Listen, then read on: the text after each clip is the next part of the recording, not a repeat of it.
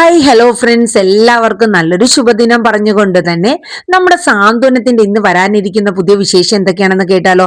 നമ്മുടെ വീഡിയോസ് ഒക്കെ കേട്ട് ഇഷ്ടപ്പെടുകയാണെങ്കിൽ ഒന്ന് ലൈക്ക് ചെയ്യാനും ഹൈപ്പ് ചെയ്യാനും മറന്നു പോകണ്ട കേട്ടോ. ഒപ്പം നമ്മുടെ ചാനൽ ആദ്യമായിട്ടാണ് കാണുന്നതെങ്കിൽ സബ്സ്ക്രൈബ് ചെയ്തോടെ സപ്പോർട്ട് ചെയ്യുക.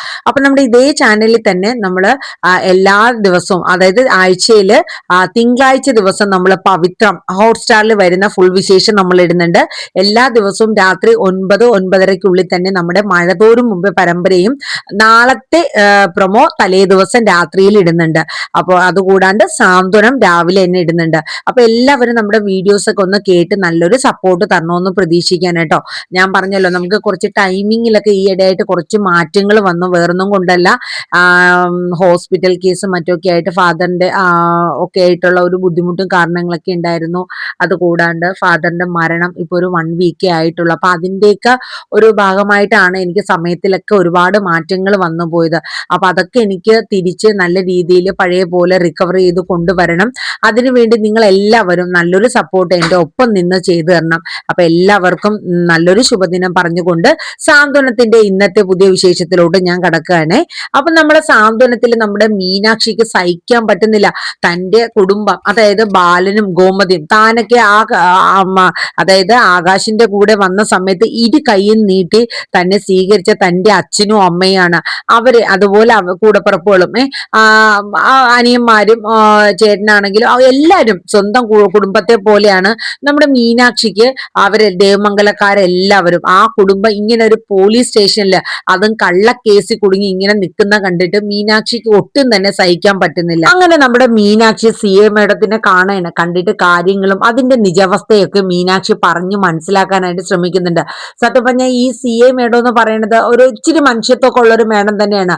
അവരെ കാര്യങ്ങൾ പറഞ്ഞാൽ അത് കേൾക്കാനുള്ള ഒരു മനസാക്ഷിയൊക്കെ ആ മേഡത്തിനുണ്ട്. അങ്ങനെ നമ്മുടെ മീനാക്ഷി ആ കുടുംബത്തെ കുറിച്ചും, അതായത് മരുമക്കളായ ഞങ്ങൾ 3 പേര്, ദേവിയേട്ടത്തി, അതുപോലെ ഞാന്, പിന്നെ മിത്ര. മേഡം ഞാൻ പറയണ മാത്രം കേൾക്കണ്ട, മിത്രയോട് മേഡം ചോദിച്ചു നോക്കിക്കോളൂ. ഞങ്ങളെ എങ്ങനെയാണ്, സ്വന്തം അമ്മയാണെങ്കിൽ കൂടി ഞങ്ങളെ ഇങ്ങനെ നോക്കൂല, അങ്ങനെയാണ് അമ്മ, ഇവിടത്തെ അമ്മ എന്നൊക്കെ പറഞ്ഞിട്ട് മീനാക്ഷി കാര്യങ്ങളൊക്കെ പറഞ്ഞു. അപ്പൊ അവരതൊക്കെ കേൾക്കുന്നുണ്ട്. ഒരിക്കലും ഞങ്ങൾ മനസ്സിലാക്കിയ ഞങ്ങളുടെ ദേവിയേട്ടത്തി ഇങ്ങനെ ഒരു കംപ്ലൈന്റ് തരില്ല മേഡം. അത് കാരണമുണ്ട്. കാരണം എന്ന് വെച്ചാൽ ദേവിയേട്ടത്തിയെ വിവാഹം കഴിച്ച് ഇങ്ങോട്ടേക്ക് വിടുമ്പോ ഒരുപാട് കള്ളത്തരങ്ങൾ പറഞ്ഞാണ് ദേവിയേട്ടത്തെ ഇങ്ങോട്ടേക്ക് അവർ അയച്ചത്. പക്ഷെ ദേവിയേട്ടത്തിക്ക് ആ ഒരു അവസ്ഥയിൽ അതിന്റെ സത്യം തുറന്നു പറയാൻ ഞങ്ങളോട് ആരോടും പറ്റിയില്ല. അങ്ങനെ എല്ലാ സത്യങ്ങളും ആനന്ദേട്ടൻ കണ്ടുപിടിച്ചപ്പോൾ ദേവിയേട്ടത്തിക്ക് അവിടെ നിന്ന് പടിയിറങ്ങേണ്ടി വന്നു. കാരണം ആനന്ദേട്ടൻ മനസ്സുകൊണ്ട് ദേവിയേട്ടത്തിയെ ഫുള്ള് വെറുത്തു.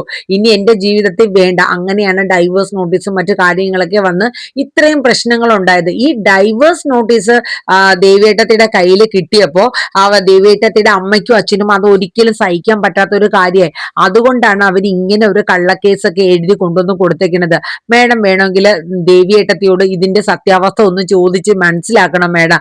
ഒരു കേസ് തരുമ്പോൾ അതിൽ എത്രത്തോളം സത്യങ്ങളുണ്ട് എന്നുള്ളത് മനസ്സിലാക്കിയിട്ട്, ഇപ്പൊ ഞങ്ങളുടെ ഈ ഒരു കുടുംബം മൊത്തം ഞങ്ങൾ പോലീസ് സ്റ്റേഷനിൽ കയറി, നാട്ടിലും ബന്ധുക്കളും നാട്ടുകാരൊക്കെ ഇത് അറിഞ്ഞു കഴിയുമ്പോൾ അവര് നമ്മളെ കുറിച്ച് നമ്മൾ എന്തോ തെറ്റ് ചെയ്തു എന്നൊരു രീതി വരില്ലേ മേഡം. മേഡത്തിന് ഉണ്ടല്ലോ കുടുംബം. അപ്പം പറഞ്ഞു അതിന് ഞാൻ ആ രീതിയിലൊന്നുമല്ല.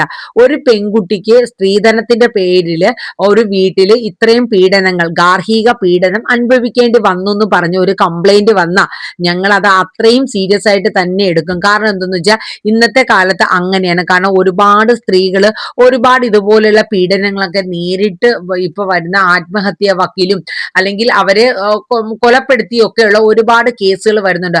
അതുകൊണ്ട് ഇപ്പോൾ ഇങ്ങനെയുള്ള കേസൊക്കെ ഒരുപാട് ടാർഗറ്റിംഗ് ആണ്. അപ്പൊ അതുകൊണ്ടാണ് ഞങ്ങൾ അത്രയും സീരിയസ് ആയിട്ട് ഈ കേസിനെ ഞങ്ങൾ എടുത്തത് എന്നൊക്കെ പറയണം. ഒരിക്കലും ദേവിയേട്ടത്തെ അറിഞ്ഞുകൊണ്ട് ഇത് തരില്ല. അപ്പൊ നമ്മുടെ CA മേഡം പറഞ്ഞു അത് മീനാക്ഷിക്ക് തെറ്റായ ധാരണയാണ്. ഇതില് ശ്രീദേവി എന്ന് പറയുന്ന ആ വ്യക്തി തന്നെയാണ് ഈ കംപ്ലൈന്റിൽ സൈൻ ചെയ്തേക്കുന്നത്. അവർക്ക് സുഖമില്ലാത്തത് കൊണ്ട് മാത്രമാണ് ഇങ്ങോട്ടേക്ക് വരാത്തത്. എന്തായാലും ഇപ്പൊ തന്നെ അവരോട് ഇങ്ങോട്ട് വരാൻ പറഞ്ഞിട്ടുണ്ട്. അച്ഛനോടും അമ്മയോടും ഈ ശ്രീദേവി എന്ന് പറഞ്ഞവരോടും വരാൻ പറഞ്ഞിട്ടുണ്ട്. അപ്പൊ അവര് വന്നു കഴിഞ്ഞിട്ട് നമുക്ക് ഇതിന്റെ സത്യാവസ്ഥ 2 കൂട്ടരെയും നിർത്തി തന്നെ ഞാൻ സംസാരിക്കുന്നുണ്ട്. ഓക്കെ മേഡം, എന്നാലും മീനാക്ഷിക്ക് ഭയങ്കര സങ്കടമായി. ഇതേ സമയം നമ്മുടെ ശ്രീകലയും ഉദയഭാനുവിനെ നമ്മുടെ CA മേഡം വീണ്ടും വിളിക്കണം. നിങ്ങൾ വരായോ? വരുമ്പോ ശ്രീദേവിയും ഇവിടെ വന്നിരിക്കണം. കാരണം ഈ പരാതിക്കാരിയാണല്ലോ ശ്രീദേവി. അയ്യോ മേഡം, എന്റെ മോൾക്ക് ഒന്ന് എഴുന്നേറ്റ് നിൽക്കാൻ പോലും വയ്യാന്ന് പറഞ്ഞുകൊണ്ട് നമ്മുടെ ശ്രീകല മാക്സിമം നല്ല പോലെ അഭിനയിച്ച് കാണിച്ചു കൊടുക്കണം കേട്ടോ. അതുകൊണ്ട് അവക്ക് വരാൻ പറ്റില്ല മേഡം എന്ന് പറയണ. ഓഹോ, അങ്ങനെയാണോ അവസ്ഥ? പക്ഷെ ഇതിലെ പരാതിക്കാരി വന്നാലല്ലേ നമുക്ക് കാര്യങ്ങളൊക്കെ ഇതിൽ എത്രത്തോളം സത്യാവസ്ഥ ഉണ്ട് എന്നുള്ളത്. ഒരു പേപ്പറിൽ എഴുതി തന്നതുകൊണ്ട് കാര്യം മാത്രം ഇതാവില്ലല്ലോ. അതുകൊണ്ട് നിങ്ങൾ പറ്റുമെങ്കിൽ ശ്രീദേവിനെ തന്നെ ഇവിടെ കൊണ്ടുവരാനായിട്ട് പറയണ്. അപ്പം ശ്രീകല കരഞ്ഞു പിടിച്ച് അവസാനം ശ്രീദേവിക്ക് വരാൻ പറ്റില്ല മേഡം എന്ന് പറഞ്ഞ് എങ്ങനെയാ അവരെ പറഞ്ഞ് മനസ്സിലാക്കി സമ്മതിപ്പിക്കുകയാണ് കേട്ടോ CA മേഡത്തിന്. അങ്ങനെ അതിനുശേഷം ഉദയഭാനു നമ്മുടെ ശ്രീകലയും കൂടെ സ്റ്റേഷനിലോട്ട് വരാനായിട്ട് തയ്യാറാവണം. അപ്പൊ അതിന് മുന്നോടിയായിട്ട് ശ്രീകല ഉദയഭാനുവിന്റെ അടുത്ത് പറയുന്നുണ്ട്, ദേ മനുഷ്യ, ഞാൻ പറയേണ്ട കാര്യങ്ങളെല്ലാം വെള്ളം പോലെ നിങ്ങളെ പറഞ്ഞു പഠിപ്പിച്ചിട്ടുണ്ട്. ഇനി അവിടെ ചെന്ന് കഴിഞ്ഞിട്ട് നിങ്ങളുടെ ഒരുമാതിരത്തെ മറ്റേ സ്വഭാവം എടുത്താണ്ടല്ലോ, വീട്ടിൽ വന്നാൽ എന്റെ കൈകൊണ്ട് നിങ്ങളുടെ അന്ത്യമായിരിക്കും എന്നിങ്ങനെ ശ്രീകല പറയണ്. അല്ല ശ്രീകലെ, എനിക്ക് വല്ലാത്ത പേടി തോന്നുന്നു. നമ്മൾ ഈ കള്ളത്തരങ്ങളൊക്കെ അവിടെ ചെന്ന് പറഞ്ഞാൽ അവര് വിശ്വസിക്കുമോ? അതൊക്കെ വിശ്വസിച്ചോളും. അതിനുള്ള കാര്യങ്ങളൊക്കെ ഞാൻ ചെയ്തു വെച്ചിട്ടുണ്ട്. ഞാൻ പറയും പോലെ നിങ്ങൾ അങ്ങോട്ട് പറഞ്ഞാ മതി മനുഷ്യ.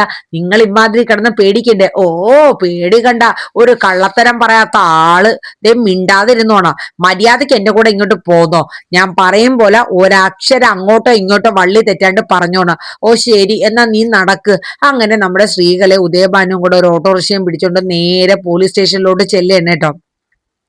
അങ്ങനെ പോലീസ് സ്റ്റേഷനിൽ എത്തിക്കഴിയുമ്പോഴത്തേക്കും നമ്മുടെ ബാലനും അതുപോലെ തന്നെ ഗോമതിയൊക്കെ ഒരു നോട്ടം നോക്കിയാണ്. ആനന്ദിനെ അങ്ങോട്ട് സഹിക്കാൻ പറ്റുന്നില്ല. എടോ, തനിക്കൊക്കെ നാണം ഉണ്ടോടോ? എന്നെ എന്റെ കുടുംബത്തെ ഇവിടെ കയറ്റിയിരിക്കണു. താനൊക്കെ എന്തോര കള്ളത്തരങ്ങളോട് ചെയ്തത്.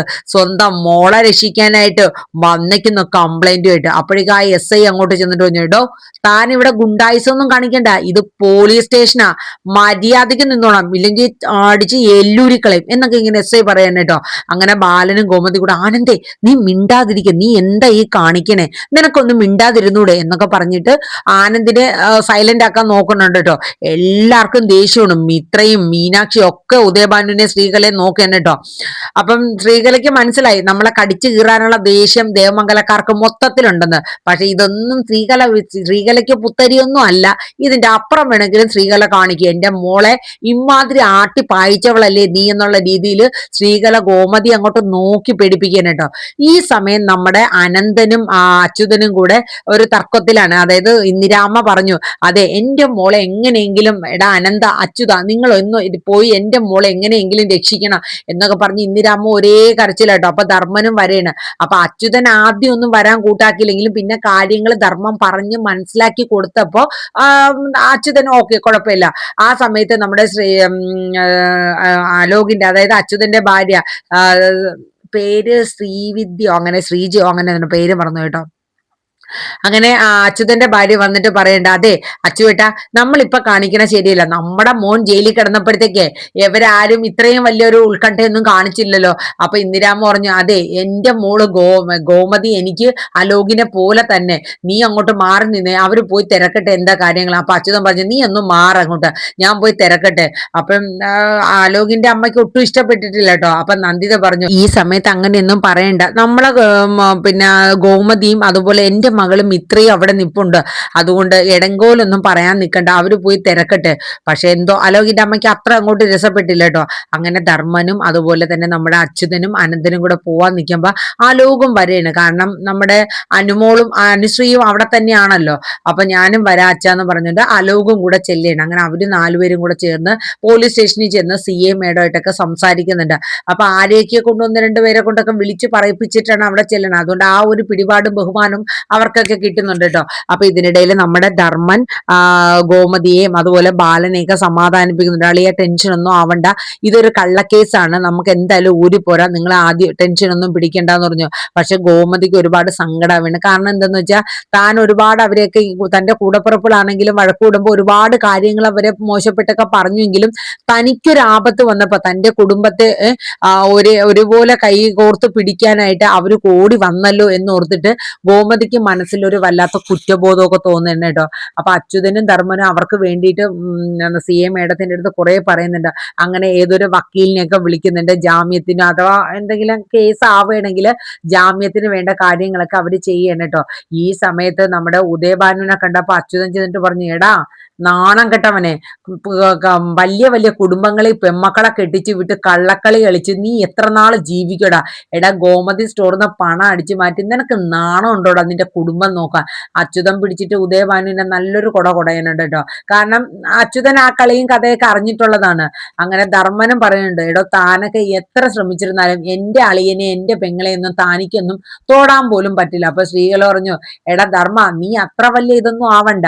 അതെ നിന്റെ പെങ്ങളെന്ന് പറയണത് എന്റെ മോളോട് കാണിച്ച ക്രൂരത നീ ഒന്നും കണ്ടില്ലായിരിക്കും, പക്ഷെ ഞാൻ കണ്ടടാ. ഞങ്ങളുടെ കൺമുന്നിൽ വെച്ചാടാ എന്റെ മോളെ വെറും പട്ടിയെ പോലെ അവളെ ആട്ടി വെളിയിലോട്ട് എറിഞ്ഞത്, ആ കൈ പിടിച്ച് വലിച്ച് വെളിയിലോട്ട് എറിഞ്ഞത്. നിനക്കൊന്നും ദണ്ണം ഉണ്ടാവില്ല, കാരണം ഞാനാ അവളെ പ്രസവിച്ച അമ്മ, അതുകൊണ്ട് എനിക്ക് ദണ്ണം ഉണ്ടാവും എന്നൊക്കെ പറഞ്ഞ് സ്ത്രീകൾ അവിടെ കിടന്നിട്ട് വലിയ പ്രസംഗം പ്രസംഗിക്കുന്നുണ്ട് കേട്ടോ. അങ്ങനെ ഈ സമയത്ത് നമ്മുടെ CA മേഡം പറയണേ, അതെ നിങ്ങൾ രണ്ടു കൂട്ടരും രണ്ട് സൈഡിലും അങ്ങോട്ട് നിന്നോളാം, നിങ്ങൾ അങ്ങോട്ടും ഇങ്ങോട്ടും ആരെയും കുറ്റപ്പെടുത്താൻ നിൽക്കണ്ട. അതെ ഇതിൽ പറഞ്ഞിരിക്കുന്ന പരാതിക്കാരി ശ്രീദേവി ഇവിടെ വന്നിട്ടില്ല, അവർക്ക് എന്തോ ശാരീരികമായിട്ടുള്ള അസ്വസ്ഥത കൊണ്ടാ വരാത്തെന്ന് പറയുന്നു. എന്തായാലും കംപ്ലൈന്റ് ഞാൻ അങ്ങ് വായിക്കാം. അങ്ങനെ നമ്മുടെ സ്ത്രീകളെ ഉദയഭാനു എഴുതി കൊടുത്ത കംപ്ലൈന്റ് CA മേഡം വായിക്കാൻ കേട്ടോ. അതായത് അവര് മനസ്സിൽ പോലും ചിന്തിക്കാത്ത കൊടും ക്രൂരമായിട്ടുള്ള കാര്യങ്ങളൊക്കെയാണ് ആ കംപ്ലൈന്റ് എഴുതിയിരിക്കുന്നത്. ചിക്കന്റെ കറിയും ചിക്കൻ കൊടുക്കൂല, ചിക്കന്റെ കറി മാത്രം, അത് ഒരു നേരം ആഹാരം കൊടുക്കുള്ളൂ, വീട്ടിലെ എല്ലാ പണികളും തൂക്കലും അലക്കലും എല്ലാം എന്റെ മോളെ കൊണ്ടാണ് ചെയ്തിരിക്കുന്നത്. അങ്ങനെ 100 കുറ്റങ്ങളൊക്കെ പറഞ്ഞൊക്കെയാണ് കേട്ടോ. അതില് അവസാനം ഈ പറഞ്ഞിരിക്കുന്നതിൽ നിങ്ങൾ എന്തെങ്കിലും നിഷേധിക്കുന്നുണ്ടോ അല്ലെങ്കിൽ നിങ്ങൾ അതിനെ പ്രതികരിക്കുന്നുണ്ടോ എന്ന് ചോദിക്കുമ്പോഴത്തേക്കും എല്ലാവർക്കും പറയണം. കാര്യം എന്ന് വെച്ചാൽ ഇത് വെറും കള്ളക്കേസാണ് മേഡം, നിങ്ങൾ ഇത് വിശ്വസിക്കരുത്. അപ്പൊ മീനാക്ഷി പറയുന്നുണ്ട്, മേഡം ഈ കേസ് വായിക്കുന്നതിന് മുന്നേ നിങ്ങൾ ശ്രീദേവി ചേച്ചിനെ ഇവിടെ കൊണ്ടുവരണം, എന്നിട്ട് നിങ്ങൾ ഇതിന്റെ ബാക്കി നിജാവസ്ഥ നിങ്ങൾ മനസ്സിലാക്കിയാൽ മതി എന്ന് എല്ലാരും കൂടെ അങ്ങ് വാദിക്കാൻ കേട്ടോ. പക്ഷെ ഉദയഭാനും ശ്രീകലയും വിട്ടുകൊടുക്കാനൊന്നും ഉദ്ദേശിച്ചിട്ടില്ല. അതിന്റെ ഇടയിൽ വാക്ക് തർക്കത്തിന്റെ ഇടയിലും നമ്മുടെ ശ്രീകല ഒരു 10 ലക്ഷം രൂപ വാങ്ങിയതും പിന്നെ തന്റെ മകളുടെ ഒരു കുഞ്ഞ് അബോഷനായി പോയതിനെ കുറിച്ചൊക്കെ പറയുന്നുണ്ട്. അവിടെയൊക്കെ ദേവമംഗലം സൈലന്റ് ആവേണ്ട കേട്ടോ. കാരണം വെച്ചാൽ അവർക്ക് അതിനൊന്നും പറയാൻ മറുപടിയില്ല. അപ്പൊ അടിപൊളി ട്വിസ്റ്റ് വിശേഷമാണ് ഇന്നത്തെ നമ്മുടെ സാന്ത്വനത്തിൽ വരുന്നത്. എന്തായാലും നമുക്ക് കാത്തിരുന്ന് കാണാം. എന്തായാലും ഈ ജയിലിൽ നിൽക്കൽ ഇപ്പം കുറച്ച് ദിവസമായി അല്ലെ, ഇങ്ങനെ ഇട്ട് ഇഴച്ചഴിച്ച് പോകുന്നുണ്ട്. അപ്പൊ അതിന് ഒരു ഒത്തുതീർപ്പ് അല്ലെങ്കിൽ ഇതിലൊരു തെളിവ്, അതായത് സത്യാവസ്ഥ തെളിയിച്ച് ഉദയഭാനുവിനും ശ്രീകലയ്ക്കും എന്തായാലും ഒരു താക്കീത് ശിക്ഷ കിട്ടുമെന്നുള്ള കാര്യം ഉറപ്പാണ്. പക്ഷെ പാവോട്ടോ നമ്മുടെ ദേവി ഇതൊന്നും അറിഞ്ഞിട്ടില്ല. ദേവി ഇങ്ങനെ കിടപ്പുണ്ട്, എന്നാ അമ്മയും അച്ഛനും എങ്ങോട്ട് പോകണു എന്ത് ചെയ്യണു ഒന്നും അറിയില്ല. ഫോൺ വരെ മേടിച്ചു വെച്ചു. അപ്പൊ തന്നെ മന്ദബുദ്ധിയാണോ അതൊന്ന് ആലോചിക്കാനുള്ള ഒരു ഇതുപോലും ശ്രീദേവിക്കില്ലേ? എന്തുടായിപ്പാണ് ഇനി അടുത്ത് എന്റെ അച്ഛനും അമ്മയും ചെയ്യണത്, എന്റെ ഫോൺ എന്തിനാ വാങ്ങി വെച്ചേക്കണേ, അതൊക്കെ കാണുമ്പോ തന്നെ എന്തോ കള്ളത്തരമുണ്ടെന്ന് മനസ്സിലാക്കാനുള്ള ഒരു ബോധം ശ്രീദേവിക്ക് ഇല്ലേ എന്നുള്ളത് എനിക്കറിയില്ല. പക്ഷെ എന്തായാലും ശ്രീദേവി ഈ സത്യങ്ങളൊക്കെ അറിഞ്ഞു കഴിഞ്ഞാൽ എന്തായാലും ദേവമംഗലക്കാർക്ക് വേണ്ടിയിട്ട് ശ്രീദേവി എന്തായാലും നനഞ്ഞിറങ്ങും എന്നുള്ളത് ഉറപ്പായ ഒരു കാര്യം തന്നെയാണ്. അപ്പൊ എന്തായാലും നമുക്ക് പുതിയ വിശേഷങ്ങൾക്കായിട്ട് കാത്തിരിക്കാം.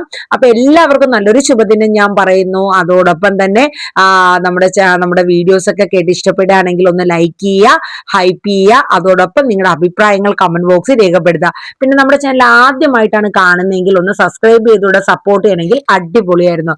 അപ്പൊ എല്ലാവർക്കും ഒരിക്കൽ കൂടെ ശുഭദിനം പറഞ്ഞുകൊണ്ട് സാന്ത്വനത്തിന്റെ ഇന്നത്തെ വിശേഷം ഞാനിവിടെ വൈൻഡപ്പ് ചെയ്യാണ്. Thank you, bye bye, take care.